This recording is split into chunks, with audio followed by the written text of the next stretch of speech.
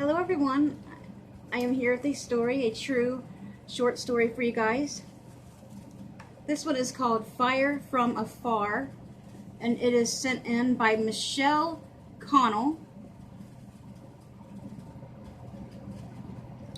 Christmas was over, but our live tree was still up and would stay that way until my husband Doug and I returned home from an impromptu vacation. Doug made sure it was well watered and the lights unplugged. In a few days, we would be leaving our apartment in Kansas City to visit Doug's friends who lived in a boat on Bainbridge Island, Washington, near Seattle. We didn't want to risk a fire in our absence. Doug figured out how long we would drive each day using the computer and an atlas. Lately, the trips we'd taken together were mostly for healthcare reasons, as Doug was battling cancer. Since this trip to Seattle was for pure pleasure and not to see oncologists, I was especially looking forward to it. In the car, we prayed for a safe trip and looked back at our apartment. We wouldn't be gone longer than 2 weeks, but you never know what can happen. That's for sure, right? Right, guys? When we arrived in Seattle, it was dark, but still early evening. Don't matter around here right now, does it? It gets dark so early right now. With the time change, I don't like it. We didn't have a cell phone, so Doug found a payphone to call Dell, the owner of the boat we would live on for a week. Dell gave Doug directions to the ferry and said he would wait for us on the other side. The ferry ride was the breath of fresh air, literally. Doug and I stood on the deck and savored the breeze from the sound. The massive canvas of stars was much more visible from here than in Kansas City or Seattle. From a distance, the water and nighttime sky blended together. The peaceful ride was in sharp contrast to the traffic noise of the big cities. Minutes later, Doug introduced me to Dell and Peggy. Peggy welcomed me aboard and gave me a tour of her floating palace. She showed me our room, and I put my bag on the bed.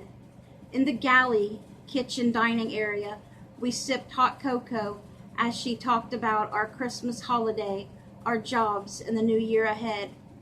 Doug and I readied for bed in our cozy room, which was located near the center of the boat. We could check the weather through little windows right above our bed. There were a small area to change in, an open closet to complete the room. We switched off the light and let the gentle rocking of the boat put us to sleep. The second night, before falling asleep, I had a wild thought that miles away our apartment building was on fire. I prayed silently, Lord, please keep our apartment from burning and keep our neighbors safe. I looked over at Doug to see if he was awake, but he had fallen asleep. I soon fell asleep, forgetting the incident. The rest of the trip passed without worry, as I enjoyed the sights and sounds and making new friends. But like all good things, it came to an end. We said goodbye and left for home. After getting back to Kansas City, we pulled into our apartment complex, stopping by our mailbox first. It was stuffed. I flipped through the late Christmas cards, letters, and junk mail. I looked up and said, they're putting up a new chain-link fence around the... I stopped because the fence stopped. We simply stared as we drove closer to our building and saw why the partial fence had been put up. It stood as a barrier between two buildings.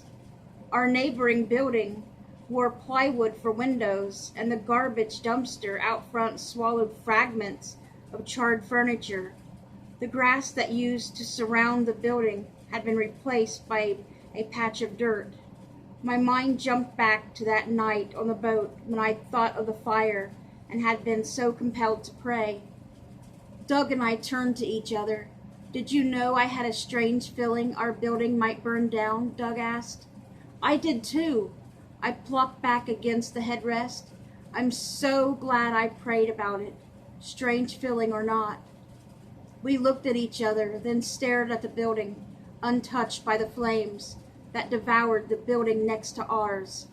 Later, we learned all our neighbors had escaped safely. Some jumped out through windows onto mattresses. One neighbor said all that was left in his apartment was his passport and his Bible. It was such a shock to see the charred building next to ours. We were amazed at this miracle that happened at our home and at our prayers being answered from so far away, and we were truly grateful everyone escaped. That was one prayer prompt that we will never forget. I would say not, and what a great prayer. God will lead you to pray for stuff like that. I've read other stories like that in here, where people prayed, where they felt the need to pray for something and they prayed for it and something, had happened. And because they prayed for it, it turned out better, a lot better than what it could have. So I hope you guys enjoyed the story, and I hope you guys get a good night's sleep. Good night, guys.